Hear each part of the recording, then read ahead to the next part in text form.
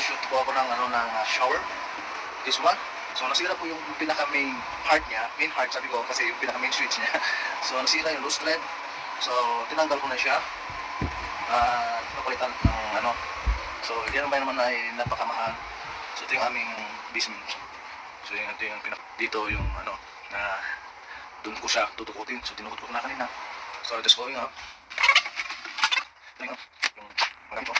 So, kumuha ko lang ito, bagong box. Mayroon na rin ito yung nasira. So, kinat ko na siya doon. So, papalitan natin ng bago. So, titingnan natin kung anong mas magandang paraan niya. Pag-isipan, bago ilagay. Okay, medyo hindi na yung puso niya.